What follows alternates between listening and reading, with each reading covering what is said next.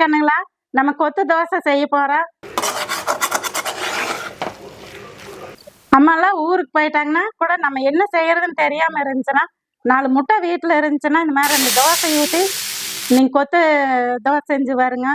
மைதா மாவு வந்து உடம்ப கெடுதல்னு சொல்றாங்க. நீங்க கோதுமை மாவு வச்சு இந்த மாதிரி கொத்து தோசை செஞ்சு பாருங்க, நல்லா இருக்கு.